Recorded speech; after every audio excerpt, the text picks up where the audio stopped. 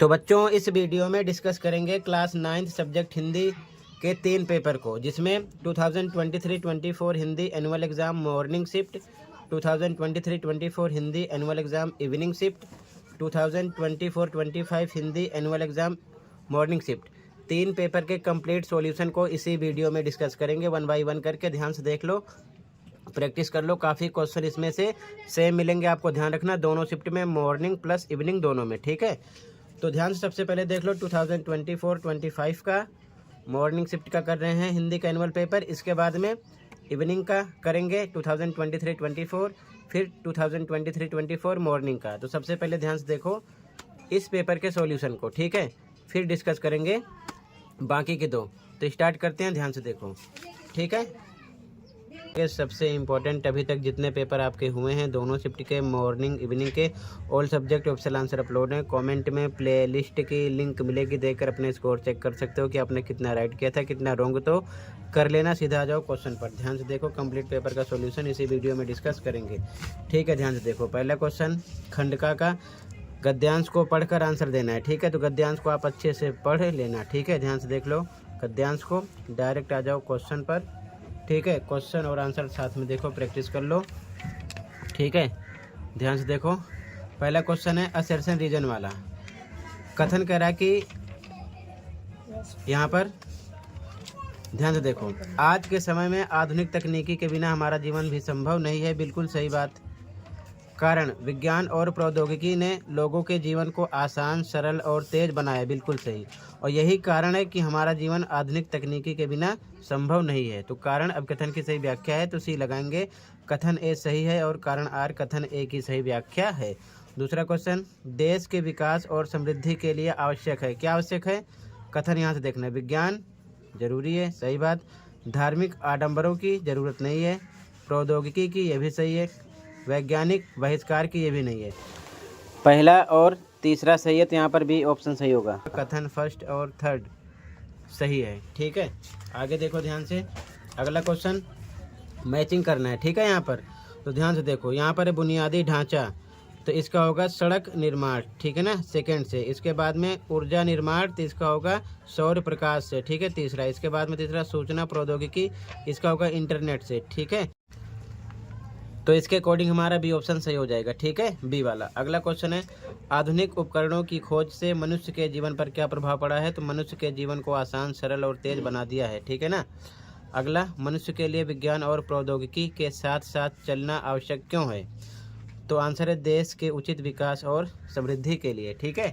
First का answer complete हुआ। Second question काव्यांश है, पढ़कर आंसर देना है। तो काव्यांश को आप अच्छे से पढ़ लेना, डायरेक्ट आ जाओ क्वेश्चन पर, ठीक है। पहला क्वेश्चन सेकंड का, काव्यांश में अक्षर बनते चिंगारी से क्या आशय है। तो क्रांतिकारी विचारों का उदय। इसके बाद में अगला क्वेश्चन है काव्यांश का मुख्य संदेश क्या है। उचित विकल्प का चयन कीजिए। पहला, तलवार की अपेक्षा कलम की श्रेष्ठता, बिल्कुल सही। दूसरा, कलम की अपेक्षा तलवार की श्रेष्ठता, ऐसा नहीं है, ठीक है। तीसरा, हिंसा के स्थान पर अहिंसा पर बल देना, ठीक है, ये भी सही है। अगला, राष्ट्रीय चेतना में विचारों का महत्व, ये भी सही है, ठीक है। तो पहला सही है, तीसरा सही है, चौथा सही है, ठीक है। तो ऑप्शन आगे से सिलेक्ट करना है। तो यहाँ पर डी करेक्ट हो जाएगा, पहला, तीसरा, चौथा सही है। अगला अभिकथन कारण वाला क्वेश्चन है। यहाँ पर अभिकथन कह रहा है कि कलम भाव जगाने वाली देश की बड़ी शक्ति है, बिल्कुल सही बात है, ठीक है। कारण है कलम में नए और क्रांतिकारी विचारों को उत्पन्न करने की शक्ति होती है, बिल्कुल सही। और यही कारण है कि कलम भाव जगाने वाली देश की सबसे बड़ी शक्ति है, ठीक है। अगला क्वेश्चन, कविता के अनुसार कलम की 2 विशेषताएं लिखी है। तो पहला, भाव जगाती है, दूसरा, विचारों को जागृत करती है। अगला, आप कलम और तलवार में से किसका चयन करेंगे और क्यों। कोई 2 उदाहरण यानी कोई 2 कारण लिखिए। तो हम कलम को, ठीक है ना। अब आगे रीजन बना के भी लिख सकते थे, क्यों, क्योंकि कलम में यही बात फिर से लिख दो, ठीक है। नए और क्रांतिकारी विचारों को उत्पन्न करने की शक्ति होती है, और ये कलम भाव जगाने वाली देश की बड़ी शक्ति है, ये भी चल जाएगा, ठीक है। इसके बाद में क्वेश्चन थर्ड है आपका उपसर्ग प्रत्यय वाला, कोई 5 करने हैं। तो प्रत्यक्त शब्द में प्रयुक्त उपसर्ग पहचान कर लिखिए। तो उपसर्ग आगे होता है पर ही आ जाएगा, ठीक है। स्व उपसर्ग से निर्मित एक शब्द लिखिए। तो उपसर्ग आगे होता है, स्वदेश हो जाएगा। ठीक है। निर्जन शब्द में प्रयुक्त मूल शब्द पहचान कर लिखिए। तो यहाँ पर मूल शब्द पहचाना था, निर प्लस जन होता है, तो जन आपका क्या हो गया, मूल शब्द। ठीक है। आगे देखो, अगला क्वेश्चन है नैसर्गिक शब्द में निहित प्रत्यय पहचान कर लिखिए। प्रत्यय पीछे होता है तो नैसर्गिक इक आ रहा है लास्ट में। ठीक है। अगला अनीय प्रत्यय से एक शब्द बनाइए, तो प्रत्यय पीछे होता है तो पठनीय हो जाएगा या पूजनीय हो गया। ठीक है, पूजनीय हो जाएगा। अगला समास बताना है, कोई 4 करने हैं। ठीक है ना, निर्देशानुसार। तो पहला क्वेश्चन है पूजा पाठ, समस्त पद का समास विग्रह लिखिए। तो पूजा पाठ, पूजा और पाठ विग्रह करना है। ठीक है। रसोई घर शब्द में निहित समास का भेद तो तत्पुरुष समास है। जिसका पूर्व पद संख्यावाची विशेषण हो वह समास कहलाता है। क्या कहलाता है, द्विगु समास। तो समास की डेफिनेशन, उदाहरण, समास विग्रह अच्छे से पढ़ लेना। ठीक है। कर्मधारय समास का एक उदाहरण है नील कमल। ठीक है। यथाविधि शब्द में निहित समास का भेद है तो अव्ययी भाव समास। ठीक है। अगला निर्देशानुसार अर्थ के आधार पर वाक्य भेद बताना है। पहला क्वेश्चन, क्या तुम्हें मालूम है मेरे साहित्यिक पुरखे की तुम्हारा जूता फट गया। तो वाक्य भेद में बताना है ये कौन सा वाक्य है, तो प्रश्नवाचक है क्योंकि क्वेश्चन मार्क लगा है। अगला, सालिम अली तुम लौटोगे ना, यहाँ पर विस्मयादि बोधक का निशान है, विस्मयादि बोधक वाचक हो गया। ठीक है ना। अगला, तो विस्मयादि वाचक हो जाएगा, ध्यान रखे रहना, इस निशान को ध्यान रखना। यदि वह सपना सत्य हो जाता तो भारत की कथा कुछ और होती, तो संकेत वाचक है। वह नेपाल से तिब्बत जाने का मुख्य रास्ता है, तो विधानवाचक है। आज्ञावाचक वाक्य का एक उदाहरण लिखिए। तो यहाँ पर हो जाएगा तुम पढ़ने जाओ या फिर तुम अपना काम करो, कोई सा भी उदाहरण दे सकते हो। तो ध्यान रखना है वाक्य भेद में भी आपको डेफिनेशन, उदाहरण अच्छे से पता होना चाहिए। किसी भी तरीके से क्वेश्चन कर सकते हैं। ठीक है। अगला क्वेश्चन है अलंकार वाला, ध्यान से देखो, अलंकार की प्रैक्टिस कर लेना। काली घटा का घमंड घटा, तो यमक अलंकार है। तू मोहन के उर्वशी समान, तो यमक अलंकार है यहाँ पर। सीधा चलते राह जो रहते सदा निशंक, जो करते विप्लव उन्हें हरि का है आतंक, तो श्लेष अलंकार है। तरन तनुजा तट तमाल तरुवर बहुछाए, अनुप्रास अलंकार है क्योंकि एक वर्ण की आवृत्ति यानी कि ता बार बार आ रहा है। कोटिक एक कलधौत के धाम, करील के कुंजन ऊपर वारों, तो यहाँ पर भी अनुप्रास अलंकार है क्योंकि का की आवृत्ति कई बार है। ठीक है। इसके बाद में क्वेश्चन 7 आपका पठित गद्यांश से पढ़ लेना, 5 नंबर का होगा, आंसर इसी में से देना है। पहला क्वेश्चन है इस गद्यांश में तुम शब्द का संबोधन किसके लिए हुआ है, तो प्रेमचंद के लिए। ठीक है। अगला क्वेश्चन, जूता हमेशा टोपी से कीमती रहा है। इस कथन में जूता किसका प्रतीक है, शक्ति का प्रतीक है, बिल्कुल सही।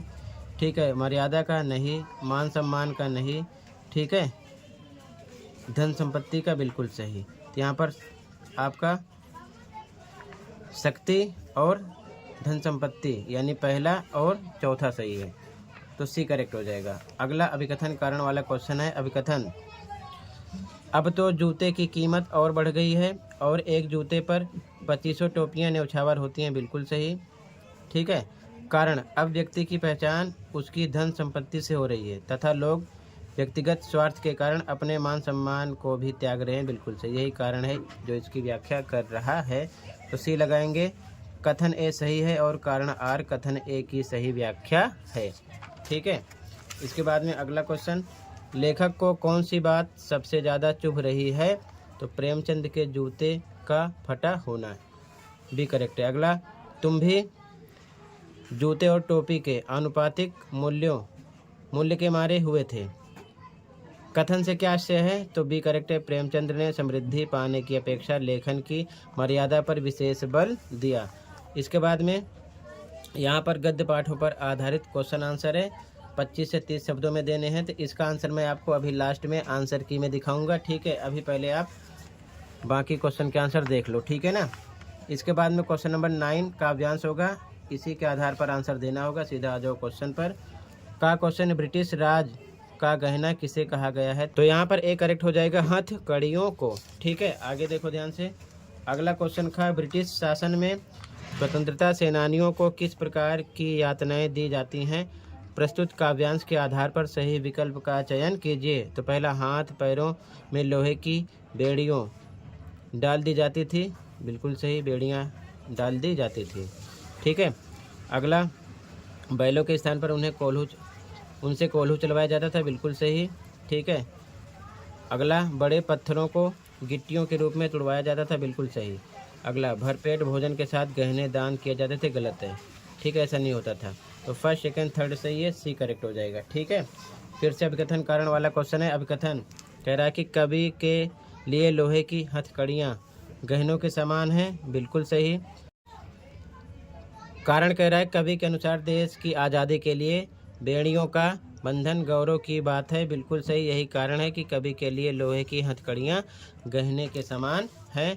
तो यहाँ पर सी करेक्ट हो जाएगा। कथन ए सही है और कारण आर कथन ए की सही व्याख्या है। अगला क्वेश्चन है क्वेश्चन घ, हूँ मोट खींचता लगा, पेट पर जुआ खाली करता हूँ, ब्रिटिश अकड़ का कुआं। पंक्ति का आशय है, तो ए करेक्ट है। अंग्रेजों के अहंकार और अत्याचार को अपनी दृढ़ इच्छा शक्ति और सहनशीलता से चूर करना। ठीक है। अगला क्वेश्चन, उपर्युक्त काव्यांश में किस भाव की प्रधानता है, सही विकल्प चयन करना है। तो यहाँ पर पहला है राष्ट्र की स्वतंत्रता का, बिल्कुल सही। दूसरा, रात्रि के सौंदर्य का, बिल्कुल गलत। तीसरा, ब्रिटिश शासन की क्रूरता का, बिल्कुल सही। चौथा है साहित्यिक व्यंग्य का, बिल्कुल सही। तो पहला, तीसरा, चौथा करेक्ट है, तो डी लगा देंगे। ठीक है। इसके बाद में क्वेश्चन 10 आपका 25 से 30 शब्दों में क्वेश्चन आंसर करना है। तो इसका भी आंसर अभी लास्ट में देखना। ठीक है। सबसे पहले क्वेश्चन देख लो ध्यान से, फिर कंप्लीट पेपर का सॉल्यूशन ध्यान से देखना। ठीक है। क्वेश्चन नंबर 11, 50 से 60 शब्दों में आंसर देना है। ठीक है। तो ये भी क्वेश्चन देख लो, अभी लास्ट में आंसर देखना। यहाँ पर आपको क्वेश्चन नंबर 12 में अनुच्छेद लिखना है किसी एक पर। ठीक है ना। तो हेडिंग दी हुई है। ठीक है। इसी के अकॉर्डिंग आपको एक अनुच्छेद बनाकर लिखना होगा। ठीक है। इसके बाद में क्वेश्चन नंबर 13 में आपको 100 शब्दों में पत्र लिखना है। चॉइस से ऊपर वाला करो या फिर नीचे वाला। नीचे प्रधानाचार्य को लिखना है पत्र। ठीक है। आगे देखो ध्यान से। इसके बाद में क्वेश्चन नंबर 14 में आपको ईमेल लिखना है या फिर चॉइस से लघु कथा लिखो। ठीक है। ईमेल या फिर लघु कथा, दोनों में से कोई एक। इसके बाद में क्वेश्चन नंबर 15 में आपको संवाद लिखना है 80 शब्दों में या फिर चॉइस से नीचे यहाँ पर आपको क्या बनाना है, सूचना तैयार करना है। ठीक है ना। तो इस प्रकार से आपका क्वेश्चन पेपर रहेगा ऐसे पैटर्न में। ठीक है। कंप्लीट पेपर की आंसर की देख लो।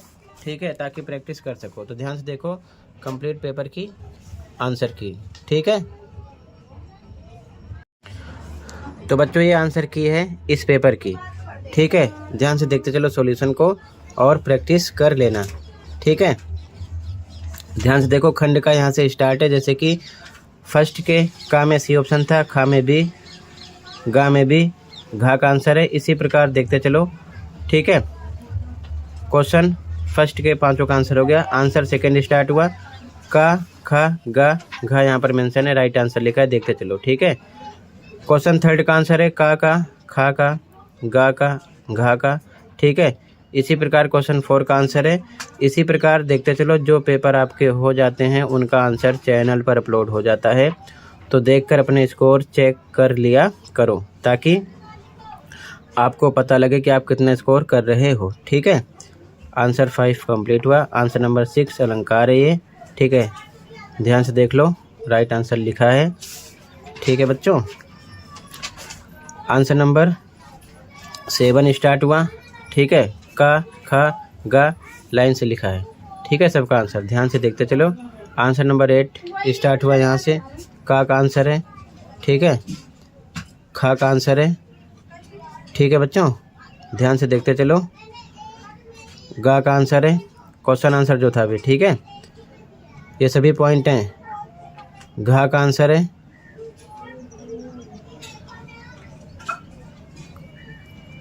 क्वेश्चन नंबर 9 का आंसर स्टार्ट हुआ।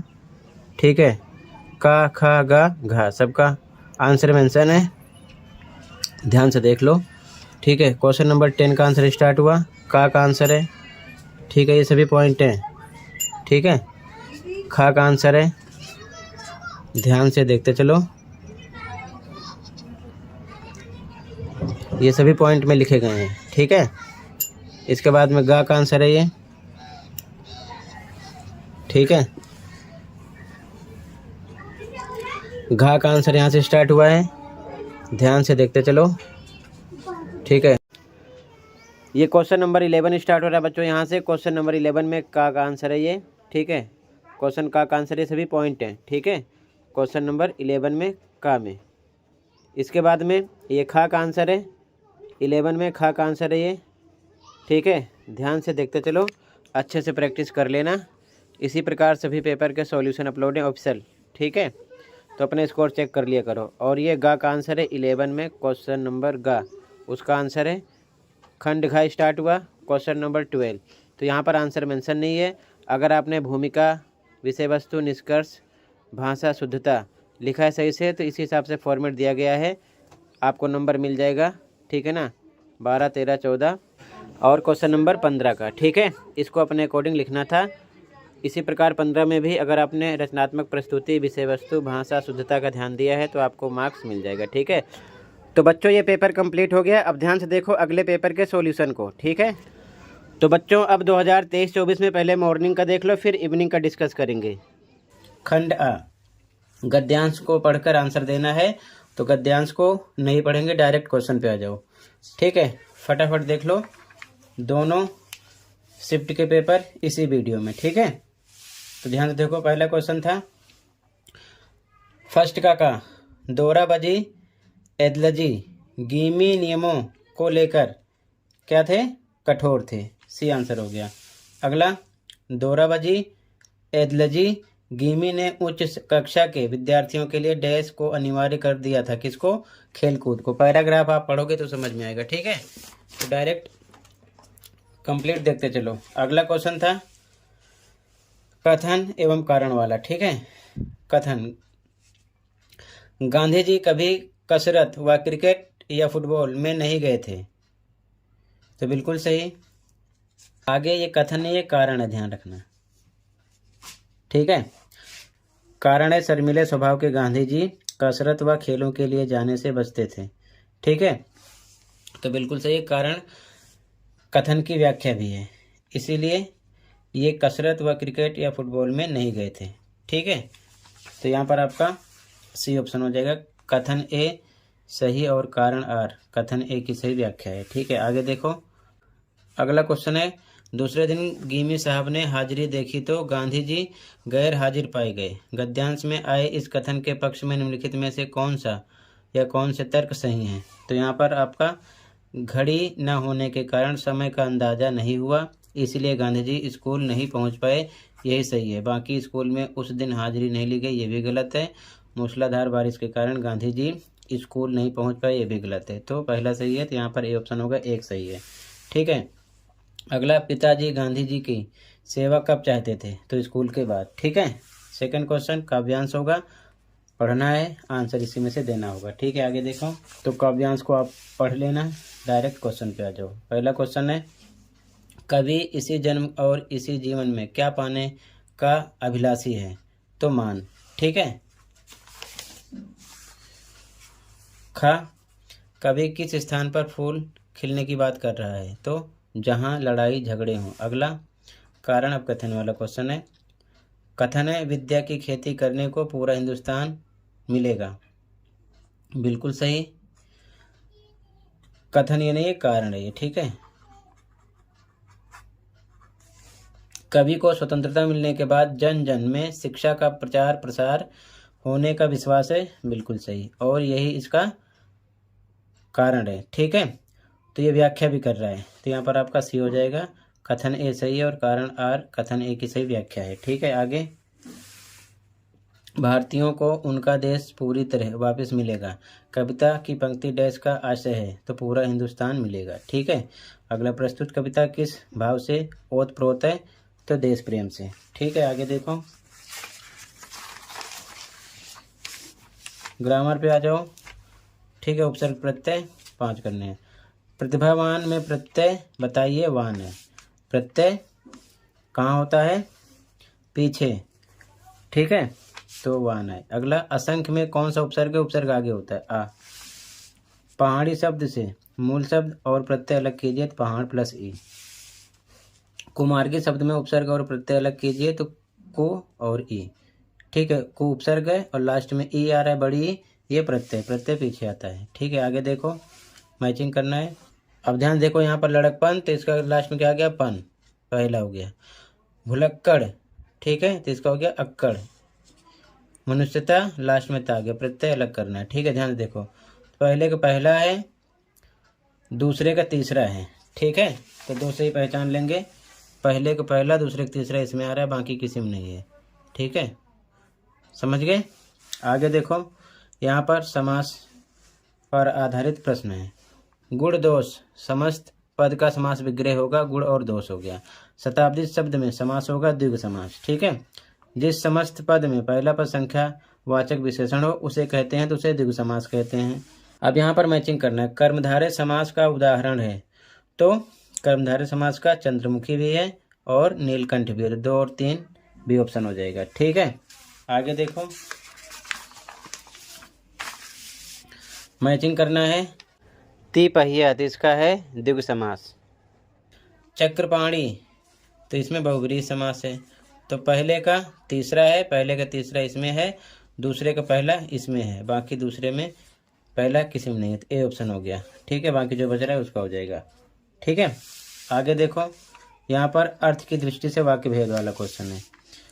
वाक्य का प्रकार बताइए। पहला क्वेश्चन है, क्या तुम सोने से पहले ब्रश करते हो, क्वेश्चन मार्क है, प्रश्नवाचक हो गया। अगला, वाक्य का प्रकार बताइए। बारिश रुकती तो मैं घर जाता, संकेत वाचक वाक्य है।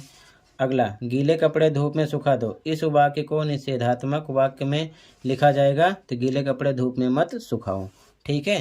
रोकते हैं या ना का शब्द आ जाता है या नहीं आ जाता है, निषेधात्मक में ध्यान रखना, ठीक है। तो यहाँ पर ये हो जाएगा। आगे देखो, जिन वाक्यों में इच्छा, कामना या आशीर्वाद आदि का बोध हो, वहाँ अर्थ की दृष्टि से कौन सा वाक्य भेद होता है, तो इच्छावाचक। अगला, संदेहवाचक, वाक्य का उदाहरण है, तो शायद आज पुस्तकालय बंद हो, ये संदेहवाचक है, ठीक है। अब अलंकार आपको करने हैं, तो पहला है, मेरी काल कोठरी काली, तो का एक वर्ण की आवृत्ति बार बार आएगी, तो अनुप्रास अलंकार हो जाएगा। आगे इसमें भी अलंकार पहचाना है। क्षितिज, अटारी, गहराई, दामिनी, दबकी, तो यहाँ पर रूपक अलंकार हो जाएगा। अगला, या मुरली, मुरलीधर की, अधरान धरी, अधरान धरूंगी, तो यमक अलंकार हो गया यहाँ पर, ठीक है। आगे देखो, निम्न में से उपमा अलंकार का उदाहरण पहचानिए, तो रोमांचित सी लगती वसुधा। अगला, किन्हीं दो वस्तुओं के गुण, आकृति, स्वभाव आदि में समानता दिखाई जाए तो, या दो भिन्न वस्तुओं की तुलना की जाए तो कौन सा अलंकार होता है, उपमा अलंकार होता है, ठीक है। अगला है गद्यांश, ठीक है। ध्यान से देखो, गद्यांश को पढ़ लेना। पहला क्वेश्चन है, गद्यांश के अनुसार बचपन की स्मृतियों का हम पर क्या प्रभाव पड़ता है, तो आकर्षित करती हैं, ठीक है। आगे देखो ध्यान से, लेखिका एक लड़की के रूप में अपने परिवार में कई पीढ़ियों के बाद जन्मी। अगला, लेखिका के जन्म लेने पर उन्हें बहुत डैश मिला, क्या मिला, मान सम्मान। अगला, लेखिका के घर में किस भाषा का कम प्रचलन था, तो हिंदी। लेखिका की माताजी पढ़ने पढ़ाने के अलावा डैश किया करती थी, पूजा पाठ, ठीक है। आगे क्षितिज पर आधारित क्वेश्चन आंसर एमसीक्यू। तिब्बत में हथियार का कानून न रहने के कारण यात्रियों को किसका भय बना रहता था, चोर और लुटेरों का। अगला, सालिम अली ने किस स्थान को रेगिस्तान हवा के झोंकों से बचाने के लिए तत्कालीन प्रधानमंत्री से अनुरोध किया था, तो केरल की साइलेंट वैली, ठीक है। आगे देखो ध्यान से,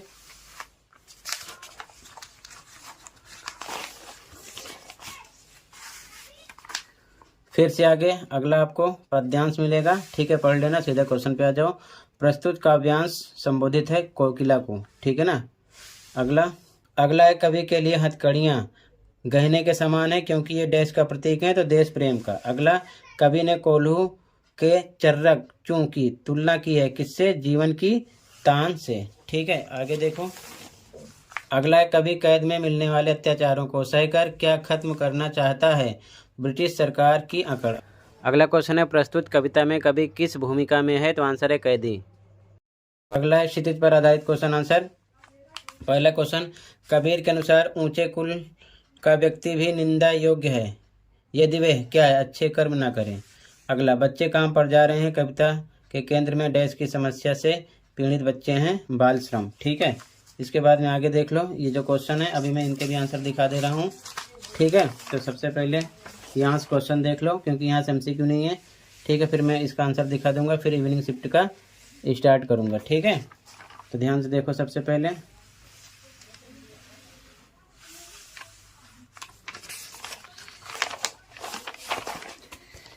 ठीक है, टोटल ये कंप्लीट हो गया है। तो सबसे पहले आंसर देख लो कंप्लीट इसका, उसके बाद में इवनिंग का स्टार्ट करेंगे। ठीक है, ध्यान से देखते चलो, यहाँ से स्टार्ट है आंसर। ठीक है, पहले देख लो फटाफट। इसी प्रकार सभी पेपर के आंसर अपलोड हैं जितने आपके हुए हैं दोनों शिफ्ट के, देख सकते हो। ठीक है, तो पहले कंप्लीट आंसर देख लो, फिर इवनिंग का स्टार्ट करेंगे। ठीक है, जिनके आंसर नहीं मेंशन है यहाँ से देखते चलो फटाफट। ठीक है, आंसर 6 और ये आंसर 7 हो गया। ठीक है, आंसर 8, आंसर 9, ठीक है, आंसर 10, 11 का आंसर स्टार्ट है, यहाँ से देखते चलो। ठीक है, 11 का ख ग घ इनके आंसर हो गए। ठीक है, 12 का ख ग घ इनके आंसर हो गए। ठीक है, अब 13 का आंसर है, 13 का आंसर है। ठीक है, ख का ग का आंसर है। ये 14 अपने आप लिखना था, 15 अपने आप लिखना था, 16 अपने आप लिखना था, 17 अपने आप लिखना था। ठीक है, टोटली कंप्लीट हुआ। अब देख लो ध्यान से इवनिंग शिफ्ट का पेपर। ठीक है, तो इवनिंग का देख लो, तो इवनिंग शिफ्ट का पेपर देख लो, इसके बाद में इवनिंग का भी कंप्लीट आंसर डिस्कस कर देंगे। ठीक है, तो यहाँ से इवनिंग शिफ्ट का स्टार्ट हो रहा है। खंड आ गद्यांश पढ़ना है तो इसे आप पढ़ लेना, डायरेक्ट आ जाओ क्वेश्चन पर। ठीक है,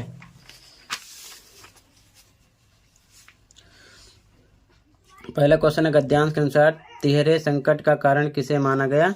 तो अपशिष्ट को। अगला है जीरो वेस्ट सिटी से क्या अभिप्राय है? तो अपशिष्ट का निस्तारण करना। अगला क्वेश्चन अभिकथन और कारण वाला है। तो कथन है शहरों में कूड़ों के पहाड़ बनते जा रहे हैं, ये कारण है। ठीक है ना, ये क्या है? कारण।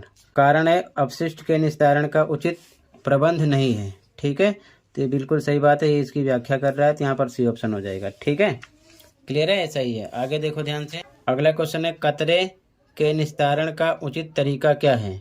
दोबारा उपयोग आंसर हो जाएगा। अपशिष्ट के कारण किसको नुकसान पहुंचता है? पर्यावरण व मानव स्वास्थ्य पर। ठीक है, अब सेकंड क्वेश्चन काव्यांश है, काव्यांश को आप अच्छे से पढ़ लेना। ठीक है, डायरेक्ट आ जाओ क्वेश्चन पर। ठीक है, जो करने हैं ताकि फटाफट आप देख सको। ठीक है, तो पहला क्वेश्चन है का कवि के मन में क्या इच्छा उत्पन्न हुई? महत्वपूर्ण कार्य करने की। ठीक है, अगला है बसंत ऋतु का आगमन कहाँ हुआ? तो सूखे पत्तों पर। अगला है गहनता की फसल से कवि का क्या तात्पर्य है? तो विचारों में परिपक्वता। ठीक है, अगला क्वेश्चन अभिकथन कारण वाला है। कथन है वर्षों बाद कवि के मन में कुछ करने की इच्छा जगी है, बिल्कुल सही, ये कारण है। ठीक है, ये ध्यान रखना। इसके माध्यम से कवि अपने अस्तित्व का एहसास कराना चाहते हैं, बिल्कुल सही, यही कारण है। ठीक है ना, जो कथन की व्याख्या कर रहा है। ठीक है, तो सी ऑप्शन यहाँ पर हो जाएगा।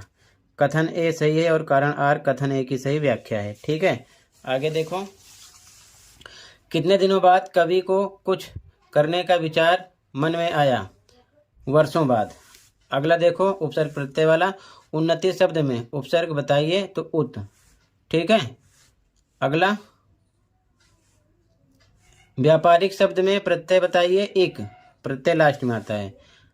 बेईमान शब्द में मूल शब्द व उपसर्ग अलग कीजिए? तो बे प्लस ईमान। अगला मालिकिन शब्द में मूल शब्द व प्रत्यय अलग कीजिए? तो मालिक प्लस इन। ठीक है, आगे देखो, मैचिंग करना है। अमर इसका आ। ठीक है, अध कचरा तो इसका हो जाएगा अध, पहले का दूसरा, दूसरे का तीसरा, इसे मिल गया, यही हो गया, बाकी में नहीं है। ठीक है, बाकी जो बचा वो तीसरे का हो जाएगा। आगे समास पर आधारित क्वेश्चन है। पंचमुखी में कौन सा समास है? द्विगु समास। आगे पीछे में कौन सा समास है? द्वंद्व समास। जहाँ पहला पद और दूसरा पद मिलकर किसी तीसरे पद की और संकेत करते हैं वहाँ होता है, क्या होता है? बहुब्रीहि समास। ठीक है, आगे देखो ध्यान से, नील गाय का सही सामासिक विग्रह है नीली है जो गाय, मैचिंग करना है इसमें। ठीक है, यथा संभव तो इसमें अव्ययी भाव समास है।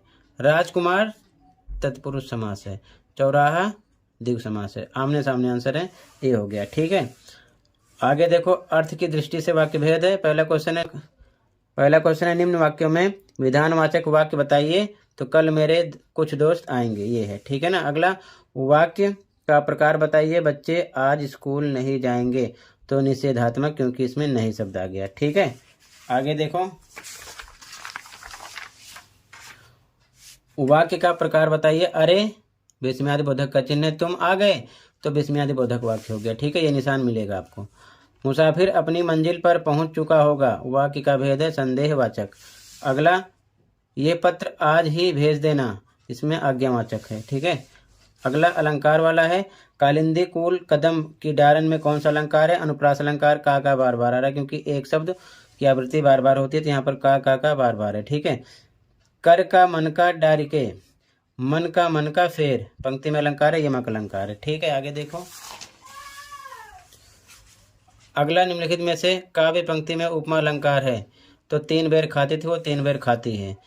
अलंकार पहचानना है। गंगा तेरी नीर अमृत सम उत्तम है, इसमें ये ऑप्शन हो जाएगा। फैली खेतों में दूर तलक मखमल सी कोमल हरियाली, तो यहाँ पर उपमा अलंकार है। ठीक है, अगला क्वेश्चन गद्यांश होगा, तो गद्यांश को ध्यान से देख लो, डायरेक्ट आ जाओ क्वेश्चन पर। ठीक है, आप पढ़ भी सकते हो। पहला क्वेश्चन है, लेखक ने साहित्यिक पुरखे शब्द का प्रयोग किसके लिए किया? प्रेमचंद के लिए। अगला, जूता फटने से क्या बाहर दिखाई दे रहा है? अंगुली। ठीक है, अगला, लेखक के अनुसार साहित्यकार ने कब मुस्कुराने की कोशिश की होगी? तो आंसर है फोटोग्राफर ने जब रेडी प्लीज कहा। अगला, लेखक को प्रेमचंद की मुस्कान कैसी जान पड़ती है? विचित्र व व्यंग से भरी, ये ऑप्शन हो जाएगा इसमें। ठीक है, आगे, प्रेमचंद फोटो के माध्यम से किन लोगों पर व्यंग करते हैं? जो अपनी कमजोरी छिपाते हैं। अगला क्वेश्चन है, 2 बैलों की कथा से हमें क्या सीख मिलती है? तो आज़ादी के लिए स्वयं लड़ना। अगला क्वेश्चन है, मेरे बचपन के दिन पाठ में कविता सुनाने पर लेखिका को किसका कटोरा मिला था? तो चांदी का आंसर है। ओके, पद्यांश मिलेगा, पढ़ लेना इसे आप। डायरेक्ट आ जाओ क्वेश्चन पर। पहला क्वेश्चन है, अपने आप को रोमांचित कौन महसूस कर रहा है? तो पृथ्वी। ठीक है, अगला क्वेश्चन है, कवि ने अरहर और सनई के फूल की तुलना किससे की है? सोने की करधनी से। अगला, सरसों की फूलों से किसकी महक आ रही है? तो तेल की। ठीक है, अगला, तीसी के फूलों की तुलना किससे की गई है? तो नीलम की कलियों से। ठीक है, आगे देखो। अगला, हरियाली युक्त धरा से कौन झांक रहा है? तीसी। क्षितिज पर आधारित क्वेश्चन है। पहला क्वेश्चन, पक्षी बनने पर कवि कहाँ बसेरा करना चाहता है?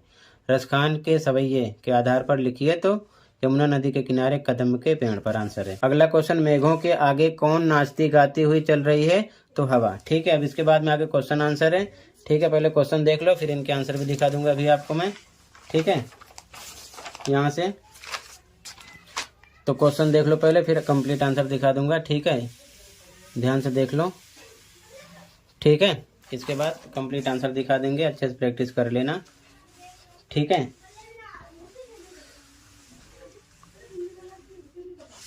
तो टोटल बच्चों इतना ही था। ठीक है, अब सॉल्यूशन देख लो इवनिंग शिफ्ट का कंप्लीट। ठीक है, तो बच्चों ये इवनिंग शिफ्ट की आंसर की है, ध्यान से देख लो। ठीक है, और तैयार कर लेना। ठीक है, इसी प्रकार सभी पेपर के आंसर अपलोड हैं, यहाँ से आंसर स्टार्ट है, देखते चलो। ठीक है, इसी प्रकार सभी पेपर के आंसर अपलोड हैं, दोनों शिफ्ट के। कमेंट में लिंक मिलेगी, ओपन करके देख सकते हो, तो फटाफट देखते चलो, तैयार कर लेना। मैंने इस वीडियो में दोनों शिफ्ट के क्वेश्चन पेपर को विद कंप्लीट सॉल्यूशन डिस्कस कर दिया है।